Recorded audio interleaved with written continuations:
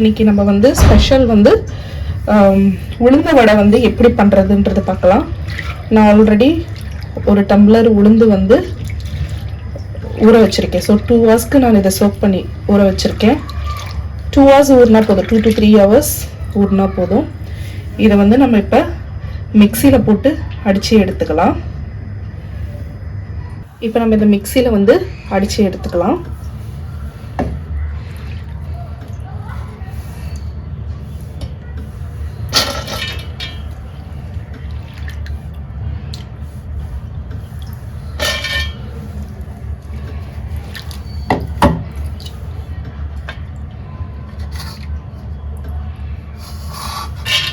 கொஞ்சம் கொஞ்சமாக அடித்து எடுத்துக்கலாம்.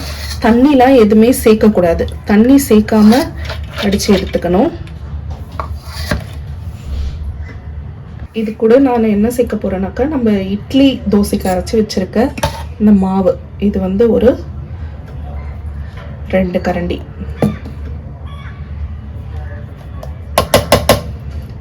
இது சேர்த்து அரைச்சிக்கலாம். இந்த மாதிரி கெட்டியாக வரணும். தண்ணி ஊற்றாம தான் நம்ம அரைக்கணும். வேணா இது கூட வந்து லைட்டாக இன்னும் கொஞ்சம் நம்ம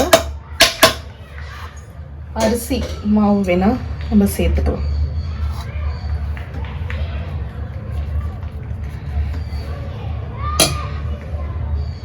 ஸோ இப்போ வந்து நம்ம இதை இந்த பாத்திரத்துக்கு நம்ம மாற்றிக்கலாம். இந்த மாதிரி நல்லா வறுப்பட்டு இருக்கணும். நம்ம எதுக்கு இதில் அரிசி மாவு சேர்க்குறோம்னாக்கா நல்லா மொறுமொறுன்னு வரும், சாஃப்டாகவும் வரும். அதுக்காக தான் நம்ம இதில் வந்து அரிசி மாவு சேர்க்குறோம். ஸோ நான் வந்து இட்லி தோசைக்கு ஆல்ரெடி அரைச்சி வச்சுருந்த மாவை வந்து நான் இதில் சேர்த்துக்கிறேன்.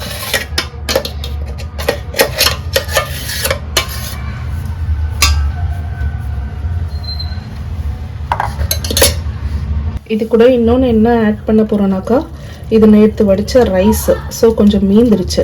அதையுமே வந்து இதில் சேர்த்து அரைச்சி நம்ம இந்த வடை கூட வந்து சேர்க்க போகிறோம். அப்போ வந்து இன்னும் கொஞ்சம் சாஃப்ட்னஸ் நல்லா கொடுக்கும். ஸோ அதனால் இதை நல்லா பிழிஞ்சு இதையுமே நம்ம அடித்து எடுத்துக்கலாம்.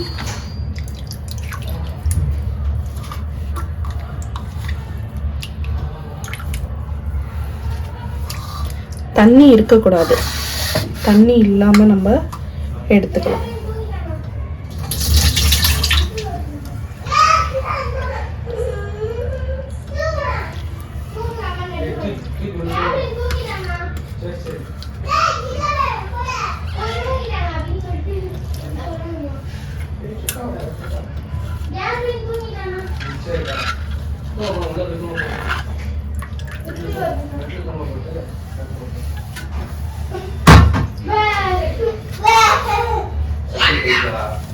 இதை நம்ம அரைச்சி எடுத்துக்கலாம்.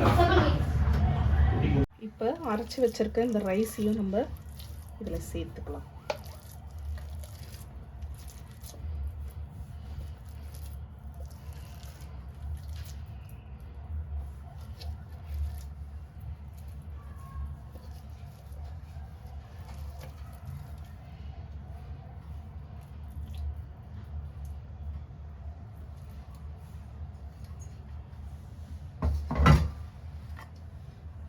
இப்போ இதில் வேறு என்னென்ன சேர்க்க போகிறோம்னாக்கா, ஆல்ரெடி நம்ம 2 வெங்காயம் வந்து கட் பண்ணி இந்த மாதிரி அரைச்சி வச்சுருக்கோம். அப்புறம் 3 பச்சை மிளகாய் கட்டை நம்ம அரைச்சி வச்சுருக்கோம். இது எல்லாத்தையுமே நம்ம இதில் சேர்த்துக்கலாம்.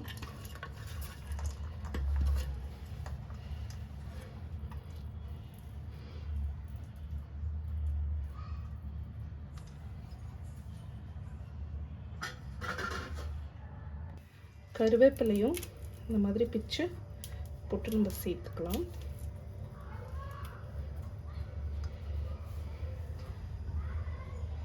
இது வந்து தேவையான அளவு உப்பு,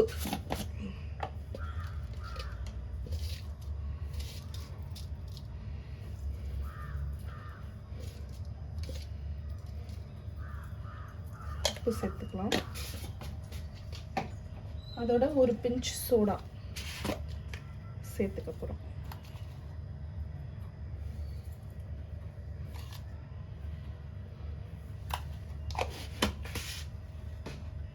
இப்போ இது எல்லாமே நம்ம நல்லா மிக்ஸ் பண்ணிக்கலாம்.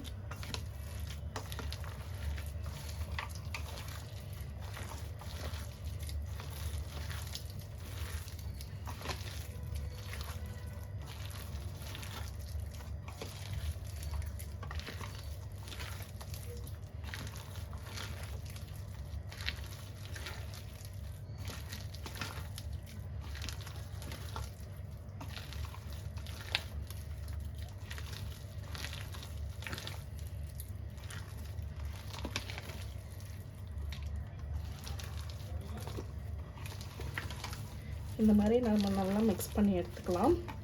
பொங்கலுக்கெல்லாம் நீங்கள் வந்து இந்த மாதிரி வீட்லேயும் நீங்கள் செய்யலாம், கடையிலலாம் வாங்காமல். ரொம்ப சிம்பிளாக முடிஞ்சிடும். கெஸ்ட்ஸ் யாருன்னா வந்தால் கூட நம்ம இதை வந்து பண்ணி கொடுக்கலாம். அவ்வளோ சிம்பிளாக தான் இருக்கும்.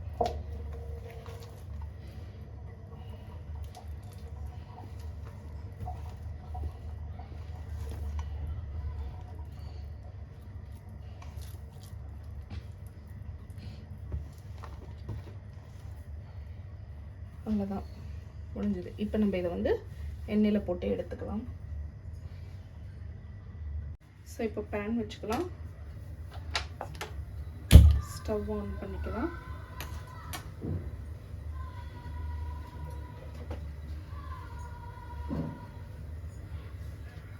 ஹீட் ஆனதும் நம்ம இதில் வந்து ஆயில் ஊற்றிக்கலாம்.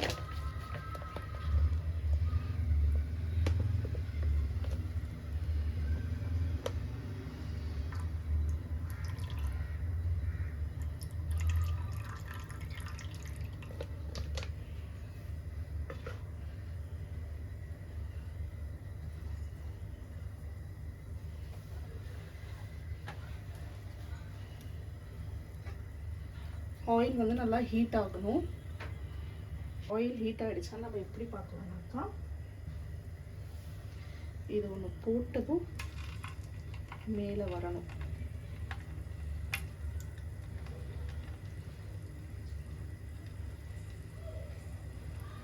ஸோ இன்னும் வந்து ஹீட் ஆகலை. போட்டதும் வந்து மேலே வரணும்.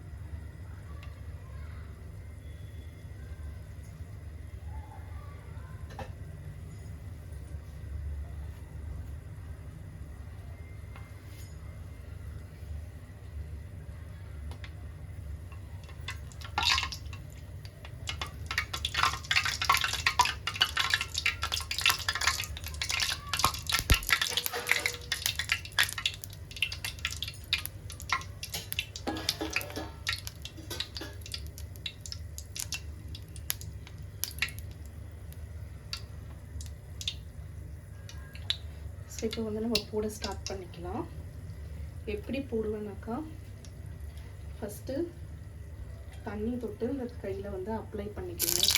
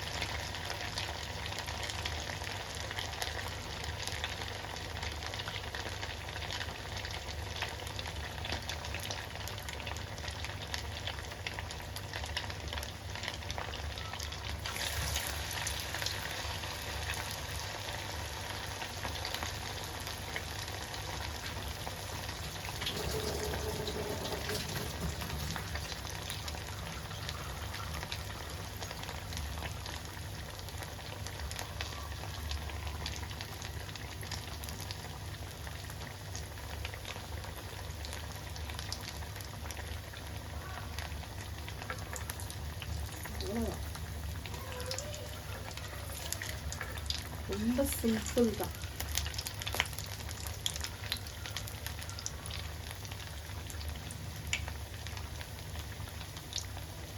போட்டதும் வந்து நல்ல ஸ்மெல்லு.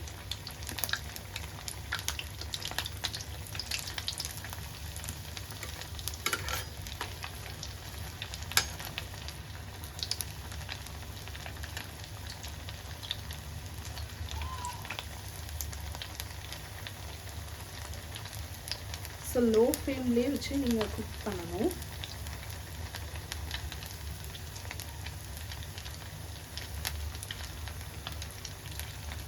அப்போ தான் வந்து உள்ளெல்லாம் நல்லா வந்து வேகும்.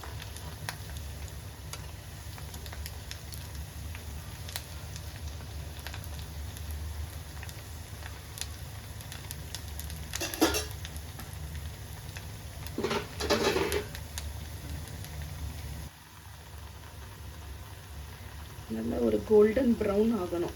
அது வரைக்கும் நம்ம இதை வந்து நல்லா வேக விடணும். அப்போ தான் உள்ளெல்லாம் வந்து நல்லா குக்காகி வரும். ரொம்ப சிம்பிள் தான்.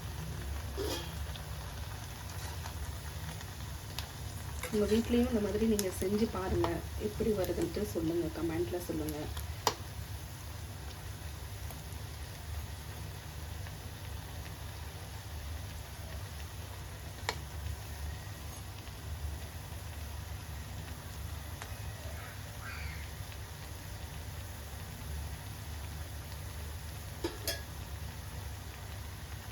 ரொம்ப கஷ்டம்லாம் இல்லை, ரொம்ப ஈஸி.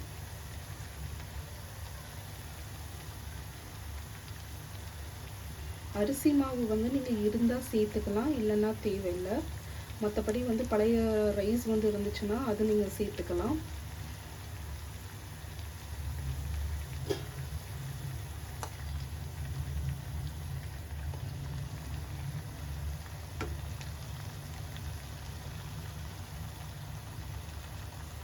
லோ மீடியம்லேயே குக் பண்ணுங்கள். இல்லாட்டி வந்து இந்த வெங்காயம்லாம் வந்து கருகிடுச்சுனாக்கா வடையோட டேஸ்ட்டே போயிடும். ஸோ வந்து லைட்டாக இந்த மாதிரி பார்த்திங்கன்னா உங்களுக்கு தெரியும், ப்ரௌன் கலரில் தான் இருக்குது, தீயெல்லாம் இல்லை. ஸோ இந்த மாதிரி வந்து நீங்கள் பார்த்து குக் பண்ணி எடுத்துக்கோங்க.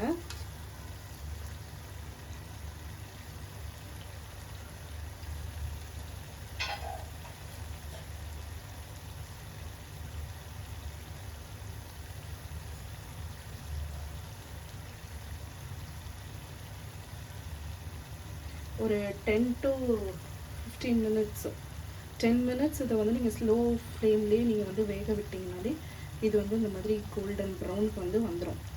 ஓகேங்களா? ஸோ ரொம்ப ஜாஸ்தியாக வச்சு நீங்கள் குக் பண்ணிட்டீங்கன்னா, ஹை ஃப்ளேமில் குக் பண்ணிட்டீங்கன்னா தீஞ்சிடும், சீக்கிரமாக உள்ளெல்லாம் வேகாது.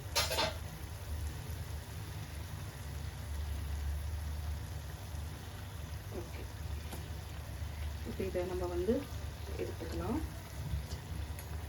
பார்த்தீங்கன்னா எல்லா சைடும் நல்லா ப்ரௌன் ஆகிடுச்சு, கோல்டன் ப்ரௌன். இப்போ நம்ம இதை எடுத்துக்கலாம்.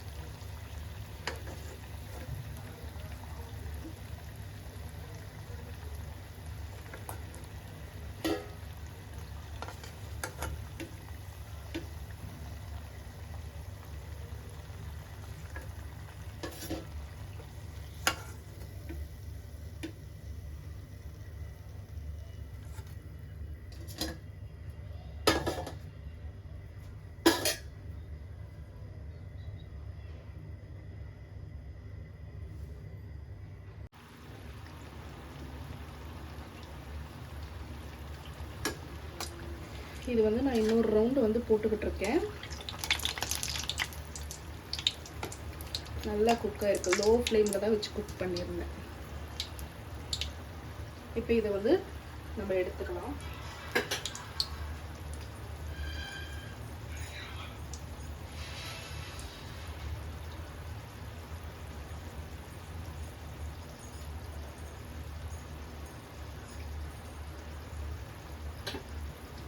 ஒரு ரவுண்டு ஆல்ரெடி எங்கள் ஹஸ்பண்ட் முடிச்சிட்டாரு.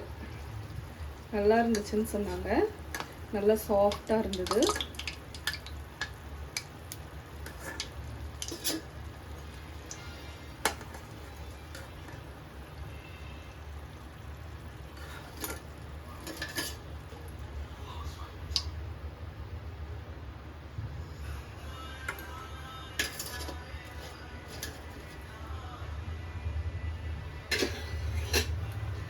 பார்த்தீங்களா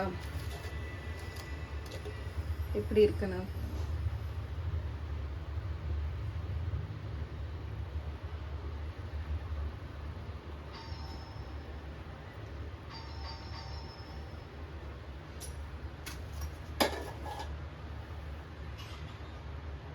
தெரியல. க்ளோஸ்அப்பில் இருக்கா? ஸோ இப்போ பாருங்கள் இது எப்படி இது வந்து எப்படி வந்திருக்குன்றது பார்க்கலாம்.